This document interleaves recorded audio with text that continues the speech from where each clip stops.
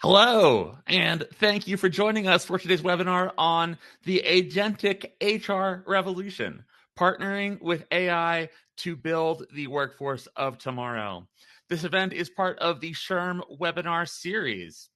You can learn about upcoming and on-demand events from our e-newsletters and the webinar homepage at shrm.org/webinars. SHRM thanks ServiceNow for sponsoring this program and our series of free webinars for the HR community. Closed captions are available. You can click on the CC button at the bottom of your video window to enable captions. Underneath this video window, you can download the presentation slides. If you're viewing the program live today, afterwards, you'll receive an email with the SHRM recertification code. Likewise, viewing this full program qualifies for one PDC towards SHRM CP or SHRM SCP recertification. You can claim the program for other kinds of HR research, but you will need to provide the program's details to your certifying body. We only have that pre-approval code for SHRM certification. And now, a little about today's program. Today's HR leaders face immense pressure from winning the war for talent to enhancing the employee experience. What if you could deploy a new kind of AI partner to handle complex multi-step tasks? This webinar will explore the rise of agentic AI, the next evolution beyond generative AI. You'll learn how this technology doesn't just respond to queries, but proactively executes entire workflows, from automating personalized journeys to managing benefits enrollment. Guiding today's presentation is Dr. Gleb Sapersky. Dr. Sapersky has been named the Office Whisperer by the New York Times for helping HR leaders overcome frustrations with generative AI. He presents regularly for SHRM and serves as CEO for the Future of Work consultancy Disaster Avoidance Experts. Dr. Sapersky is the author of 7 best-selling books, including, most recently, ChatGPT for Leaders and Content Creators, Unlocking the Potential of Generative AI. His cutting-edge thought leadership has appeared in over 650 articles and 550 interviews across publications, including Harvard Business Review, Inc. Magazine, USA Today, CBS News, Fox News, Time, Business Insider, Fortune, and the New York Times. He's everywhere, folks. His expertise comes from over 20 years of consulting, coaching, and speaking and training for Fortune 500 companies, from Aflac to Xerox. It also comes from over 15 years in academia as a behavioral scientist, with 8 years as a lecturer at UNC Chapel Hill and 7 years as a professor at Ohio State. With introductions complete, I'm pleased to hand it off to your featured presenter, Dr. Gleb Sapersky, to get today's session underway. Dr. Sapersky, the floor is yours. Thank you so much for the kind introduction, Tony, and welcome everyone. So, let's talk about agentic HR, not simply the typical AI that you're used to. The typical AI that HR folks are used to is you asking questions from ChatGPT or Copilot and getting answers, or you searching through email using Copilot or whatever other tools, Gemini, if you're using Gmail, and getting some answers. Those are useful tools, but they're far from the most useful things you can be doing as HR professionals. And the best thing is that you can build no-code agents yourself. So I'll be talking about agents that you can build yourself, ones that don't require a great deal of programming expertise. You're not going to be building AI tool from scratch. You're going to use no-code platforms. Like, again, if you're a Microsoft shop, you can use Microsoft Copilot as your no-code agent. If you're using ChatGPT, you can use ChatGPT platform. If you're using Gemini, you can use Gemini as a platform. So I will be demonstrating AI tools from a couple of different platforms, from ChatGPT and from Copilot, as examples. These are tools that I've worked with HR professionals to actually build from clients I've worked with. And I'll be giving specific examples of outcomes and the back end of how these tools actually work. So that's what the presentation will be about. That's what you can expect. Now, the outcomes that you should get from this presentation is understanding how you can successfully build no-code agents. If you can understand Excel or any CRM system or HRIS systems, if you can use ServiceNow, then you can build these agents. They just require a little bit of tech capability, the same as Excel or ServiceNow or other tools that you're using. I will show you practical agents built inside frequently used tech stacks and show you how they're built step by steps. And I'll leave you with some ideas for key performance indicators, a pilot plan, and guardrails that you can use to build AI tools safely, to build these AI agents safely and securely. Now, what am I talking about? What do I mean? Let me give you, when I start working with a company, with an HR department, the most common first step that we do is an HR benefits advisor. So this is something that is an incredibly useful tool for HR professionals. And I built these with companies like professional service firms, like retail chains, like manufacturers. This is something that any company can use easily.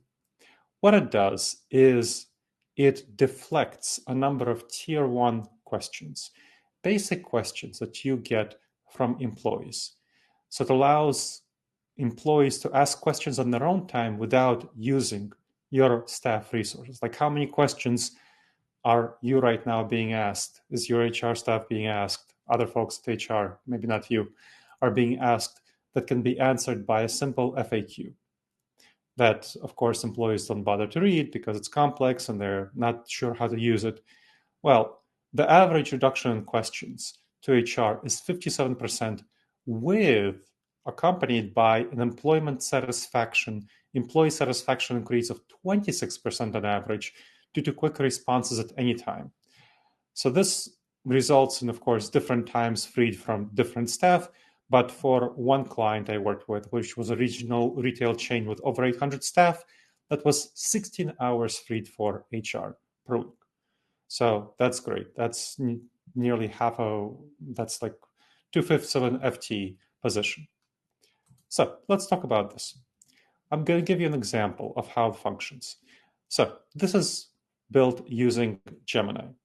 So if you're a Google shop and you use Gemini, great, you can build this. If you're a ChatGPT shop and you use ChatGPT, great, you can build this. You can use it for Copilot, you can use Anthropic, you can use whatever other tools as well.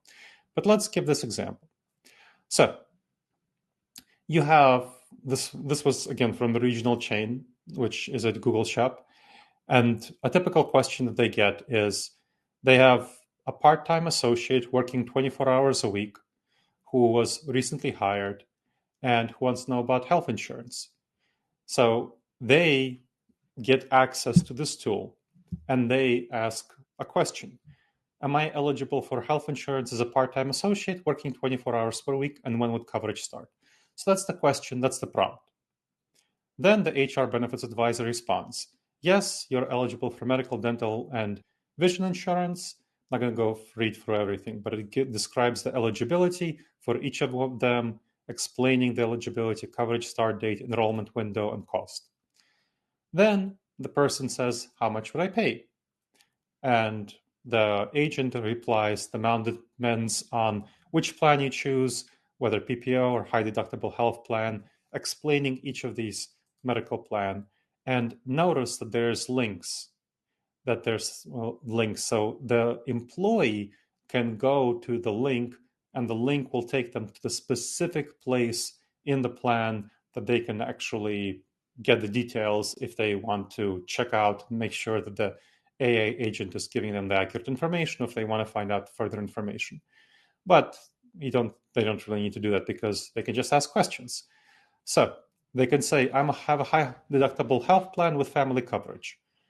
And that explains the key features for 2025 of the plan: minimum family deductible, maximum out-of-pocket costs, health savings accounts, what that means, and annual contribution limit, eligibility expenses, and so on. then this person doesn't know what an HSA is, so it asks for an explanation. I don't know the pros and cons. So what is it? Again, pretty typical question that you would get from as HR. And then the agent patiently explains a health savings account is a personal savings account, and so on, explaining what it is, pros of an HSA, how it functions, cons and key rules of the HSA. Again, very extensive, thorough explanation, all based in citation. So you can see that there's a number of links that go to the sources. And then person asks, okay, they have kids. Can I use it for my kids or only for myself? And says, yes, you can use the funds to pay for qualified medical expenses for your children. So that is what an example of an agent. That is pretty simple and easy to build. It doesn't take much time and it doesn't take much effort. It just swallows your FAQs, and you need to give it a combination of the data, your FAQs, your medical plan, your insurance plan, your benefits, your leave policies, all of that stuff. This was, of course, includes leave and so on, vacation. I just used the question of benefits in terms of health as a specific example. But when you have any number of questions for it, it's going to give you the information. And so this is something that you can see how beneficial it would be. How much time would it save you? Would it save your staff if you had this HR benefits advisor? And if you just gave a link to it to every employee, every starting employee, every current employee, and they can just ask it questions. And it's great. They just ask it questions. And of course, if it doesn't have the answers, then they can ask HR. But you saw that there was a 56% reduction in questions that HR was asked as a result. So HR was still dealing with tier 2 questions, tier 3 questions, not all tier 2, some were answered by the agent. But pretty much all tier 1 questions were answered by the agent, and some tier 2 questions were answered by the agent. And so this is something also that improves over time. As you see the kind of responses and questions that people ask, you can further modify the instructions in the agent to have it give better answers and address clarifying questions in advance. Now, there's various ways you can make the agent more sophisticated. So for example, you can tie it directly to your leave system. So let's say somebody is going to ask questions for a leave, and then there's going to be an automatic process where, and this is part of the next build stage that we're doing at the regional retailer, where if they ask for a certain leave time or some certain time off, PTO, medical time off, that once they ask questions about it, the agent automatically gives them the form that they fill out, and it helps them walk through step by step everything they need to do to apply for a leave or whatever else they need to do. So this is something that automates work for you, for your staff. So it's not can only answer questions, but it can automate a bunch of things, a bunch of processes, and that's very, very helpful. So that's the kind of benefits that you can get from an HR benefits advisor. I'll be talking about a couple of other examples, but before, let's talk a little bit about how you build this. What do you actually do to build it? So that's the agenda. We'll talk about the approach to building AI, some examples of this approach, an empowerment approach, and then governance, guidelines, and a pilot plan. Now, what is an empowerment approach? There are a couple of ways that you can approach AI tools. One is that you can buy black box vendor tools that you can't really customize to your needs, that are just going to be provided by an external vendor. Now, that is not the optimal approach at all. It's going to be way more expensive than if you build the tool yourself based on a no-code tech stack. It's also going to be not something that's owned by you, so you can't manage it and control it and adapt it to your needs. Moreover, a lot of folks don't like these black box vendor tools, whereas if you build the tool yourself using your HR professionals who actually build this tool with the support of IT, of course, then they will own it and they will feel confident about it, that they will know how to use it and what kind of tools it has internally and how to adapt it. So there's a lot more ownership. So empowerment not only is very cost effective, but it also is empowering for your people. It addresses their anxiety, it improves buy-in. It's really aligned with human psychology, how humans think. So your HR staff builds while learning and learn while building. They build up their AI capacity. Employees are creating the tools. They're not watching demos from a vendor.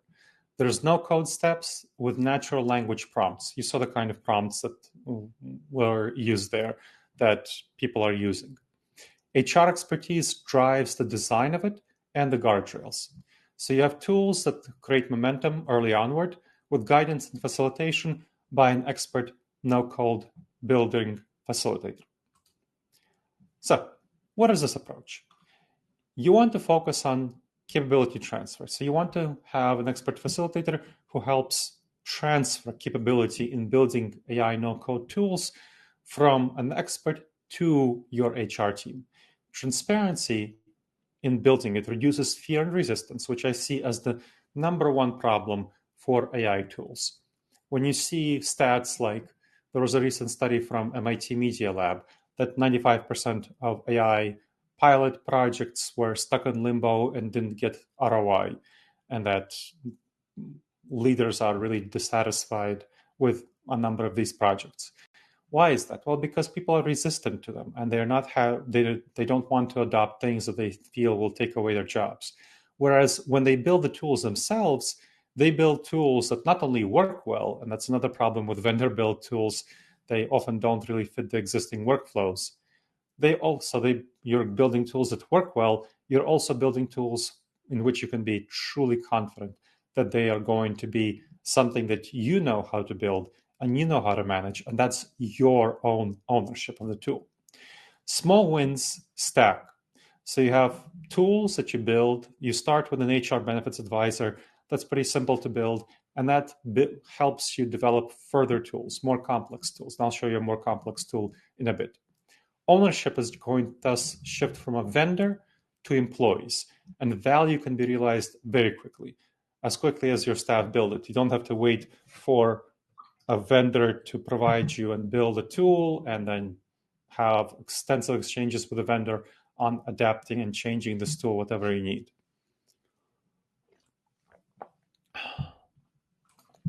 So, why is empowerment effective? People support what they help create. So, builders, your HR staff, feel agency and they adopt much faster than they would a vendor built tool. Clear roles are going to reduce change anxiety. So clear roles around who is building it, how are they building it. And again, you'll have several of your staff people who are HR staff people who are actually building this tool. And then, of course, the rest of the staff will be much more likely to accept it because it's built by their fellow colleagues. Visible progress is going to build trust, and peer teaching from these initial builders reinforces new skills. So, economics. Empowerment is great because you're spending much, much less on vendors. So if you're having a no-code platform like Gemini, that's Google's platform, if I wasn't clear before, Google owns Gemini, and it's a no-code platform. You don't have to know any code to use it. ChatGPT, again, you don't have to know any code to use it. Microsoft Copilot, you don't have to know any code to use. Those are the most popular and prominent platforms that you should be thinking about. So you're going to look at your existing workflow, and you can adapt your existing workflow. You can adapt tools into your existing workflow. A lot of people say you need to change your workflows for AI. I don't think so. I think you can definitely, especially at the start, adapt AI into your existing workflows. Then, once you're comfortable with it, you can see if you can tweak your workflows to make them more efficient. But I don't recommend starting by changing your workflows. That is one reason why a lot of these AI projects fail. Learning happens in the flow of building these tools, and you have measurable value as a result of this build. So let's talk about HR outcomes tied to empowerment, operational outcomes. You have faster policy decisions with real patterns when you get good information from your staff. Insight replaces opinion and debate, and tier one questions are going to be deflected by agents. HR benefits advisor, other similar tools. Cycle time from insight to action is going to be much quicker because you're getting direct information from actual experts inside your organization, the HR staff who are building it. So leaders are going to also be more connected to the tool. They see clearer trade-offs and risks. Okay, what about people? So your HR staff builders own the guardrails and the governance process. The employees trust tools. So thinking about trust, employees are going to trust tools that they create. The adoption is going to spread through internal champions, and the culture shifts from buying to building. And so that's another big benefit. So let's talk about the phases of empowerment. So I'm going to go through some phases and then give you some case studies. So if you think about this plan for what you want to do with empowerment, the first phase is building a foundation. That's going to be clarifying what the problem is, meaning what are you trying to actually solve here, creating the scope for the project and making a plan, select your champions across HR, and if you have ops, so operations, you want to select them as well.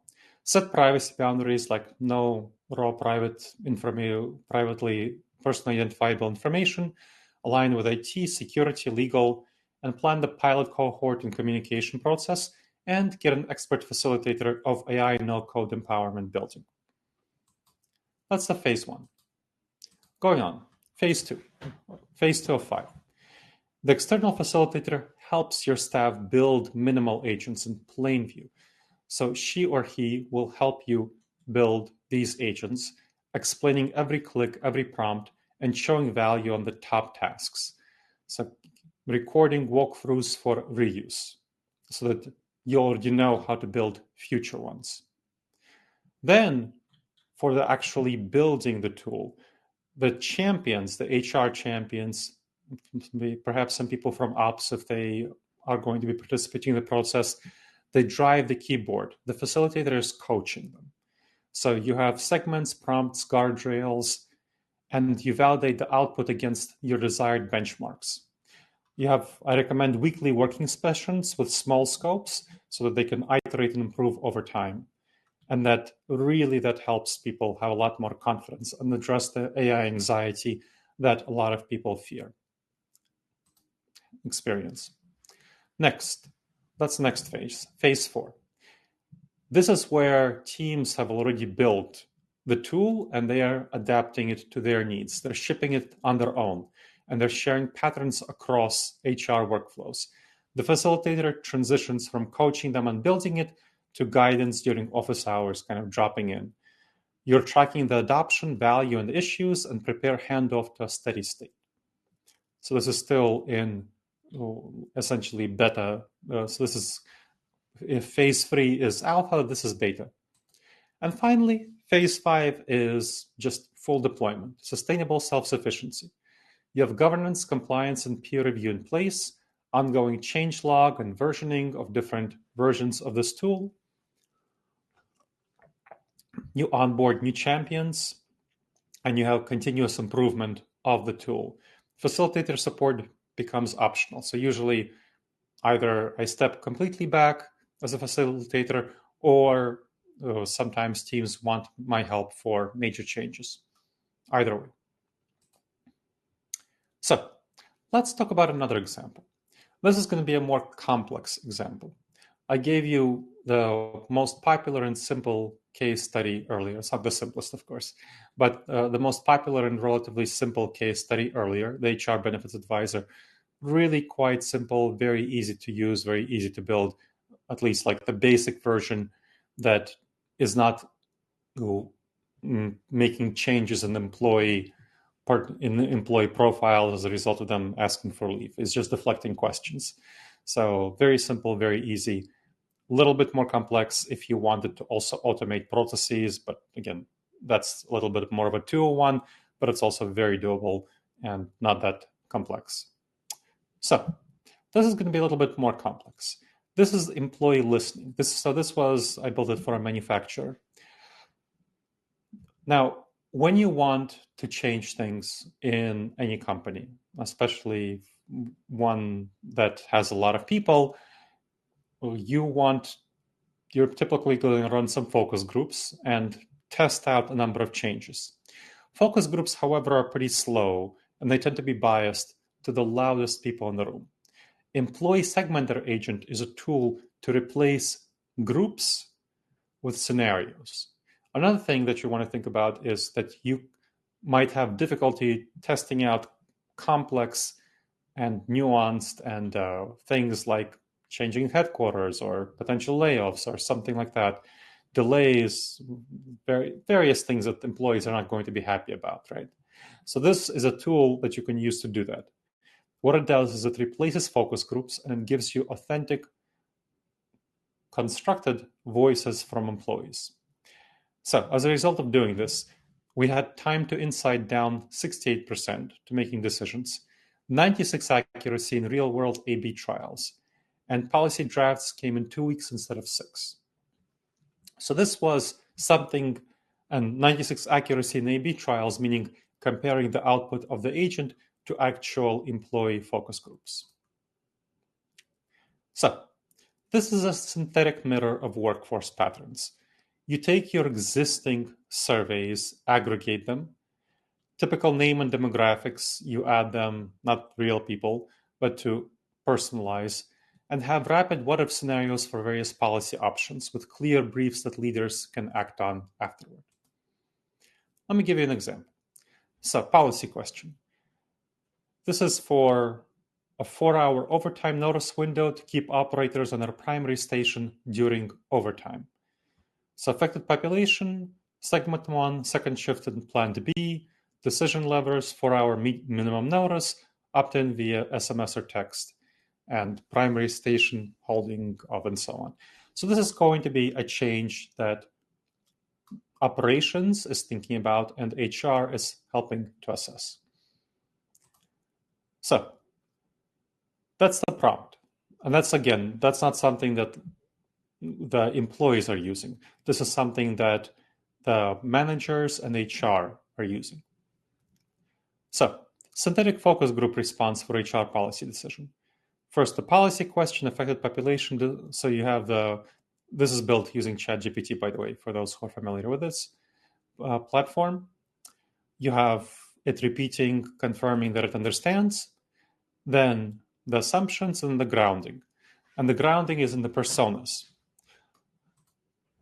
So let's see what the personas say. So we have a number of personas that will answer how they would feel around this change. Lewis is one persona. So here's the narrative. What Lewis would say, what he would say if he was in a focus group.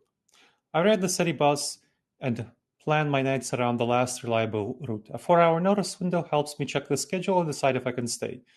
Keeping me on my primary station during overtime lowers the stress I feel when rotations and OTs overtime stack up. In high noise, I miss shouted updates, so a simple SMS will help with time, station, and bus card link works for me. I still want a buddy check if overtime overlaps a changeover. If the offer lands after my last bus, I have to pass. Logging offers and responses is fine, as long as it is clear it is for scheduling, not judging performance.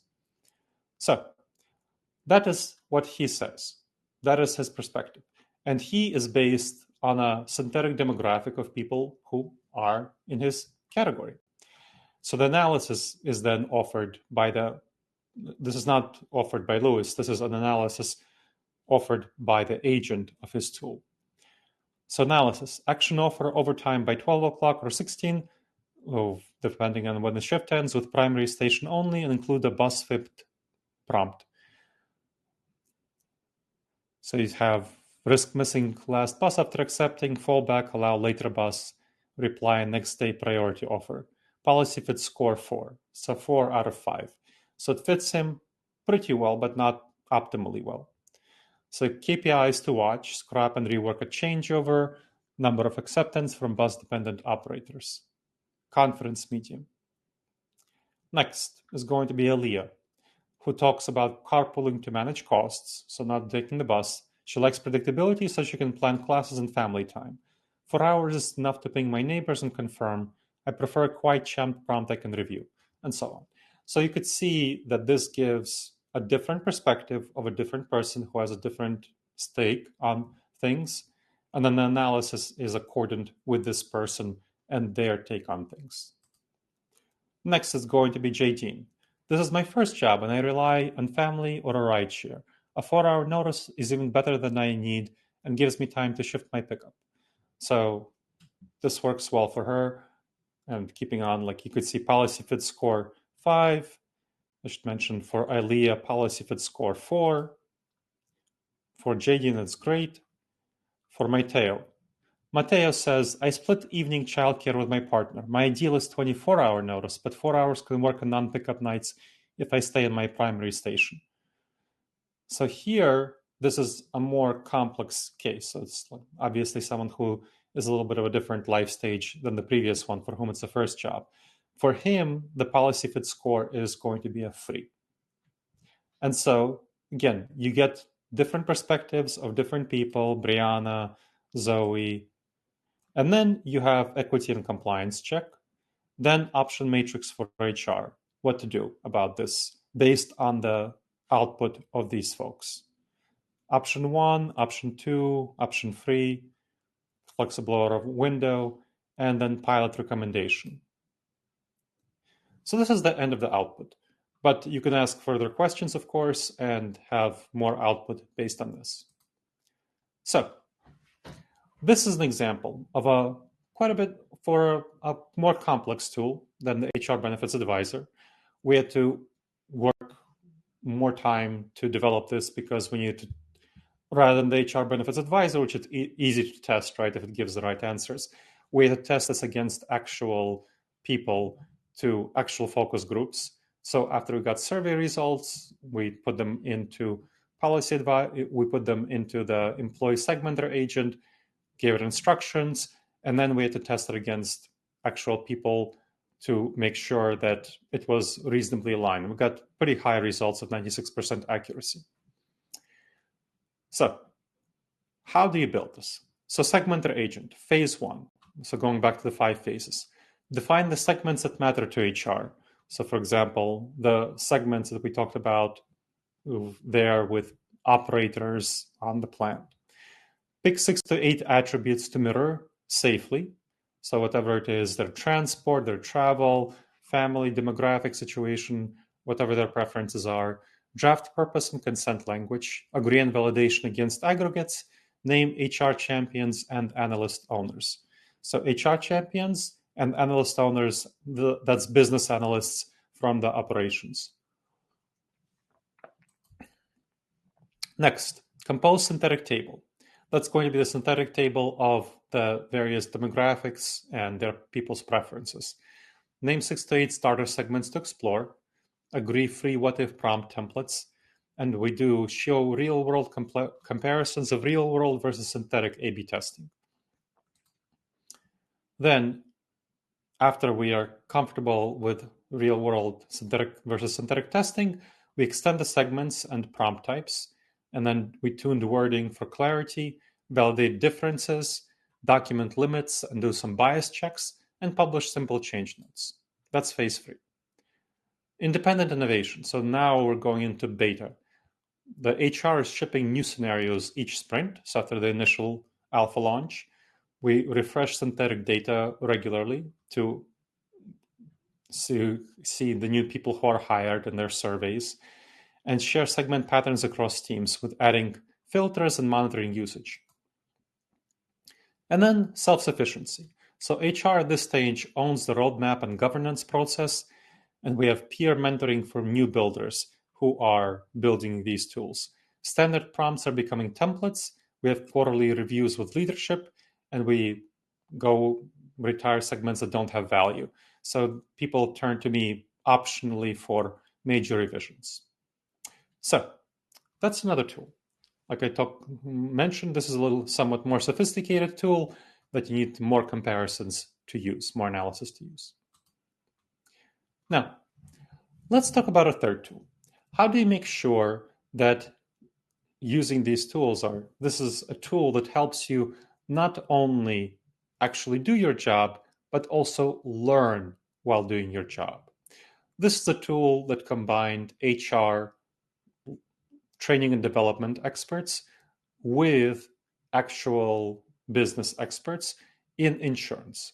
So, this is about adjusters, claims adjusters, helping them learn the documentation and the processes with the insurance, and this is for new ones, as well as helping existing and experienced ones do their job more effectively and quicker.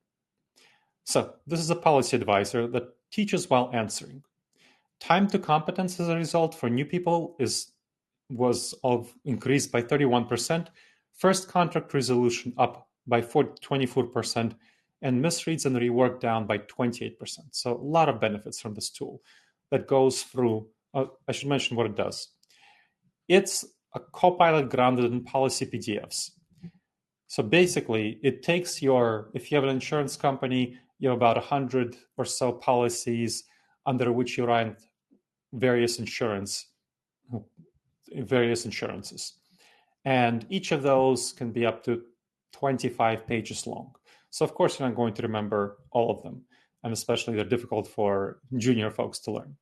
So this is a tool that goes through these, takes them in, and analyzes them automatically in relation to each claim. It has strict citations, never makes claim decisions for staff, so it doesn't make claim decisions, it gives analysis and advisory. Answers double as training, so it helps train people on it. And supervisors can review interactions by junior staff for coaching. So let's talk about this. How does it work? So this is used by claims adjusters. So the claim adjusters, and you could see this is built with using Copilot. I gave examples of all three platforms. I've worked with lots of different organizations. They use different things. So pretty easy to use any of them. So this is for an insurance company called NCJOA. And what they do is claims adjuster would put in, let's say an insurance policy is written with with three forms. So an insurance policy and the riders on the insurance policy. So they're called endorsements. So you have an insurance policy and a couple of endorsements. Now, the situation that we're analyzing, is that a windstorm caused the tree to fall and damage a roof and a house. It let in rain that damaged furniture worth $15,000. The tree also damaged the boat in the backyard that was in a trailer. So that's the situation. What's happening here? The policy evaluated. So it's looking and it's responding that, hey, it pulled up the right policy, so that we know it's pulling up the right policies. Then it's explaining the potential exclusions and coverage analysis. Coverage for windstorm damaged dwelling, roof. The forms include windstorm as a covered peril if the premium for extended coverage is shown in declaration. If the windstorm directly causes damage to the roof, this is a covered peril under both forms, subject to the policy's terms and conditions. So if the windstorm caused an opening in the roof and the rain enters through that opening, resulting in further damage, the subsequent rain damage is also covered. Covered damage to furniture, it's done. And you could see, if you can click on the link, and that gets you back to the PDF with the full coverage if you want to read the PDF and make sure that this tool is accurate, which it is. We did that a number of times. Coverage for damage to boat in the backyard. The policy forms do not provide coverage for boat. They don't list boats as covered property under coverage C. There's no indication that both boats are provided. The provisions endorsement specifically excludes coverage for certain property when outside the building, including structures located over water and so on. So it doesn't mention boats, but the absence of boats from the list of covered property means that they're excluded. Deductibles and limits, other exclusions. Then it gives adjuster action items. So this is, again, this is something that experienced adjusters would know about, but this is something that junior adjusters would need to think about. Confirm that the premium for extended coverage is shown in declarations. If not, the windstorm is not a covered peril. Verify the windstorm directly caused an opening. Subrogation opportunity, something that even experienced insurance adjusters forget. If the tree was healthy and fell solely due to windstorm, subrogation is unlikely, but if a third-party negligence contributed, like improper tree maintenance by a neighbor, you have to preserve evidence for potential subrogation, meaning the insurance can sue the neighbor and get money back. And then some open questions and citations. So this, as you can see, is a really highly effective tool. If you have a senior insurance adjuster, for them, it would take a bunch of time to actually go and find the form, the free forms, and remind themselves what they say and the kind of coverage they provide for this sort of situation. So it might take them 15, 20 minutes to go and do this analysis. For a junior adjuster, it might take them 25 to 30 minutes to go through that, and they're more likely to make mistakes. And so this helps the junior adjusters, and especially important is going to be, well, especially also think about temps that insurance companies, NCGOA and others hire up temps during preparation for disasters, and that's going to take temps even more time because they have completely no familiarity with the policies. So this helps teach the forms and teach the process, as well as have actual analysis of the outcome. And so for a junior adjuster, it would take 25 to 30 minutes. For a senior adjuster, 10 to 15 minutes. And it saves them so much time and so much effort. And if they want to confirm that it's the accurate information, they can always go and look it up. So how do you build this type of tool?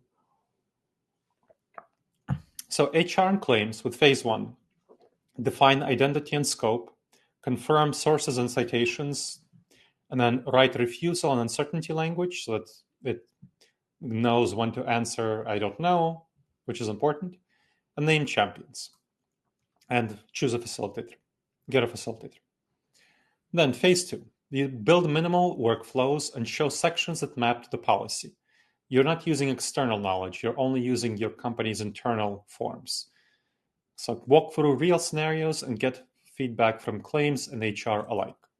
And of course, claims on how the business works, and HR learning and development staff on how well it does in teaching and training folks.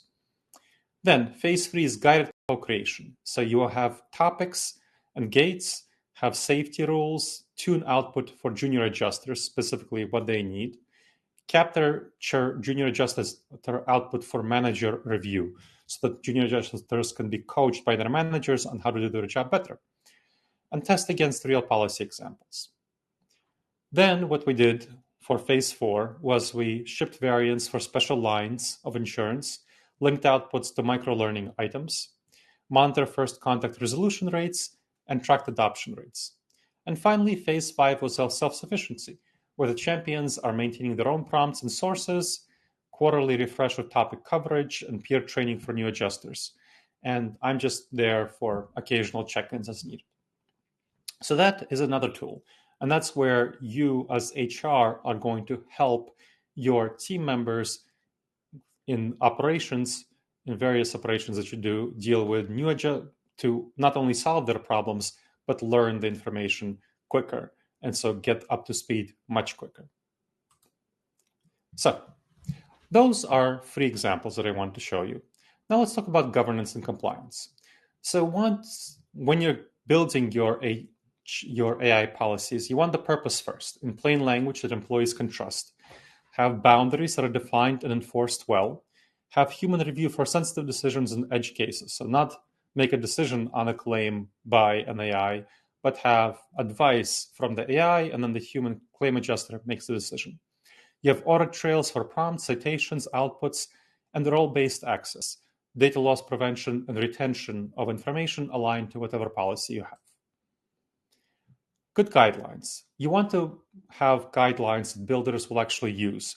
So make sure that they're reasonable and appropriate. Include examples and define refusal and uncertainty language. Keep short and versioned and testable, and review monthly against real cases. There are some risks that you want to think about. So biased summaries, you want to ensemble them and review them over time. With participation hesitancy, you want to establish a clear purpose and peer mentoring. Shadow IT usage, meaning usage of unapproved tools. Provide approved environments that are actually functional. Drift of tools. So implement refusal, retraining, and scope rules. So you want to retrain them over time if you, let's say, have new insurance forms or new benefits information. Staleness. Again, maintain refresh cadence with new data. KPIs. KPIs that you want to think about are going to be things like time to insight as a result of using an agent, decision cycle time, how much quicker are you making your decisions, participation in them, like how many employees are using the HR benefits advisor. But very popular tool. People can use it 24 hours a day, and they can ask embarrassing questions that they might not ask HR about. Very helpful. Their reach, satisfaction scores, first contact resolution and error rates, hours saved, vendor spend avoided, adoption by role, and repeat usage. So these are the things that I want to talk to you about. The next steps for you, based on this conversation, is to identify your champions in HR this week. Pick one AI agent to focus among the ones we discussed today. I suggest you start with something like the HR benefits advisor. If you don't have something like that, that's the easiest thing to build. And that's the thing that gets a lot of free time for HR that a lot of folks in HR are happy about. But if you already have something like that, or if that's not a focus, you can provide tools that directly support your business, like an employee segmenter agent or policy advisor or something like that. Schedule behind the curtain build sessions and commit to a 2-week sprint. Measure and iterate and improve your results over time using the 5-phase empowerment approach. Okay, hope you enjoyed this session. Now, if you want tools from today, a copy of presentation slides and a copy of my book, ChatGPT for Thought Leaders and Content Creators, and I'm happy to schedule a free coaching meeting with you, then you'll want to go to the information that's on the slide right now for post-training tools and support. Go to the link tinyurl.com/DAEEVENT. That's tinyurl.com/DAE, Disaster Avoidance Experts, that's the company that I run, event. tinyurl.com/DAE event. And again, that's tinyurl.com/DAEEVENT for all the information that I talked about, copy of today's slides, and a copy of my book, and a free coaching meeting with me to help you adapt this information to your work.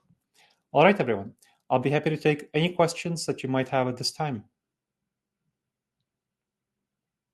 Thank you, Dr. Gleb. Before we turn to audience questions, we have a couple of quick announcements for you, including information about the SHRM PDC you've earned for viewing today's program.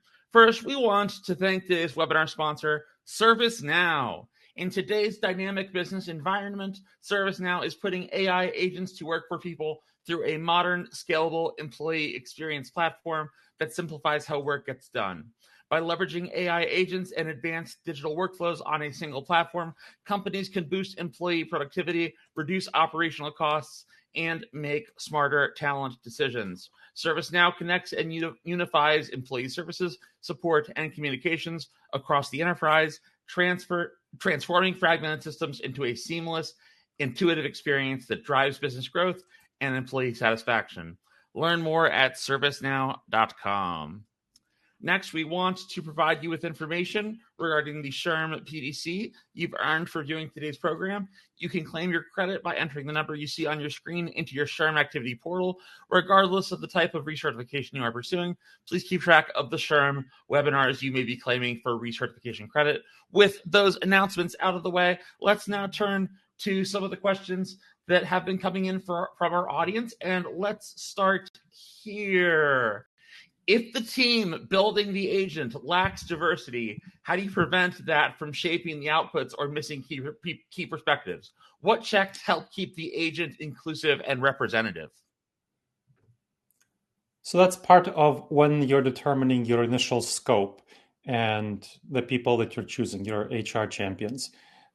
And of course, if you're having people from the business unit, let's say if you're doing something like the policy advisor or something like the employee segmenter agent, you'll want people from business to be involved in it, from your operations.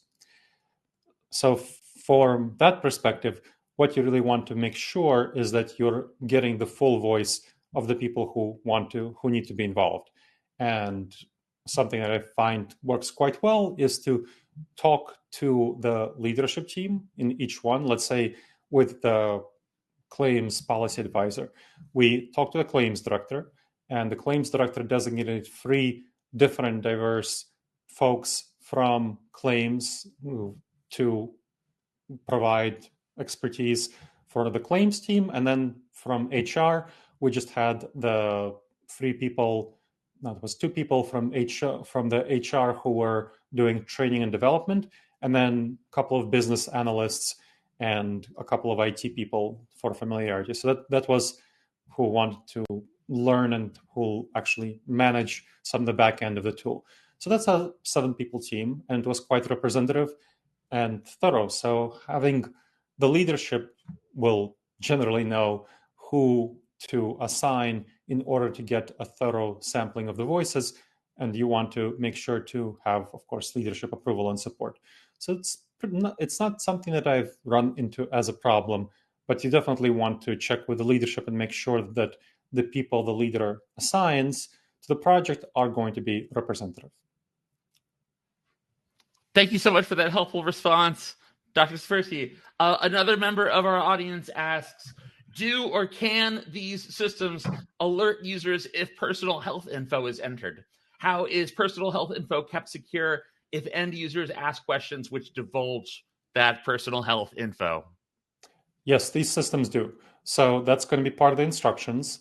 Now, I mentioned guardrails. Part of the guardrails is the system, if someone, let's say for the HR benefits advisor, if someone enters personally identifiable information, the system will then respond that's saying, hey, I can't respond to personally identifiable information, but here's a generic answer I can give about the broader topic you addressed. So that's not a problem. And again, these systems, they don't have, they're all going to be within your own tech stack. And so and they are not being, if you're using any enterprise version, which all of these are enterprise versions of Gemini, Copilot, ChatGPT, all of that information is kept within your own tech stack and it's not being trained on. So you don't need to worry about PII going out to the ChatGPT, to OpenAI or something like that. But that is a guardrail that we definitely build into these systems. Doctor, another member of our audience asks, in the insurance example, how are the various links kept up to date? Just keeping the links to microlearning or policies can sometimes feel like it takes up several full-time jobs. It's not actually that much of a problem. So we have insurance forms. So there's, let's see, for the NCGOA, there's something like about 70 insurance forms. They are updated maybe once every couple of years for each one. And then you just there's a depository in SharePoint. We're using Microsoft Copilot that has all the forms. And then the forms are simply updated when they're replaced with a new form whenever a new form is updated. So haven't had that be a problem for the insurance policy advisor. Now, in terms of other tools, what I advise doing is have a separate agent that can actually help you keep track of them, of whatever needs to be updated, and remind you to update them based on whatever schedule you create. So you can actually use AI agents to help you keep track of any updating that you might need to do.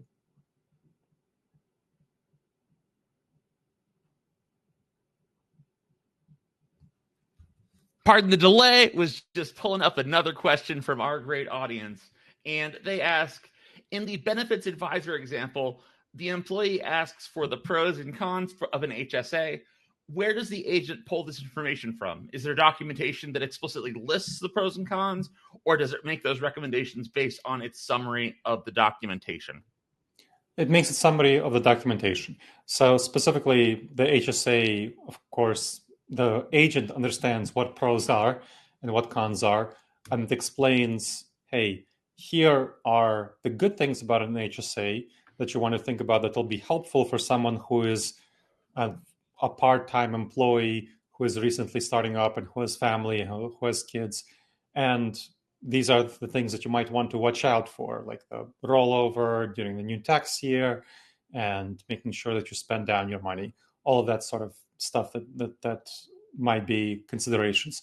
So they're analyzing, the agent understands the kind of persona it is talking to, this part-time new employee, and what kind of things that they would perceive as benefits and what kind of things that they would perceive as cons.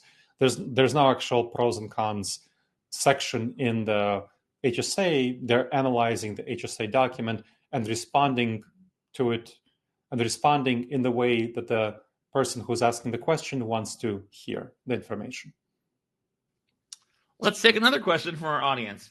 Do you recommend hiring talent or a consultant that has the skill set to train the AI? I would be concerned with garbage in, garbage out if the HR team, especially if not skilled in this area, are the ones training the AI. Getting what you want out of AI is a skill set in itself, and not all HR professionals have the same level of skill in that regard. What are your thoughts here? Yeah, I mean, that's why I mentioned having a trained facilitator, and I do this all the time, having a facilitator who can help guide the team in the process. Now, that doesn't mean you need a facilitator. So there's definitely, I've done trainings and then people have built the tools themselves without my help. But it requires a lot more time and effort for HR teams to then learn about how to use AI effectively, how to train AI effectively. So you're right, it definitely is a skill set by itself. And it's something that it's not a skill set that requires a rocket scientist. It's something that HR staff can pick up, but it does require quite a bit of time and effort and dedicated separate time and effort learning how to pick up these skill sets. So yes, hiring a facilitator is definitely helpful to get the team going, but after you build your initial tool or two, then the team already has these skills, because part of what a facilitator is doing is transferring skills. And the team then, after building the first AI agent with the help from a facilitator, can build future ones without help from a facilitator. Let's see if we can squeeze in just another question or two from our audience.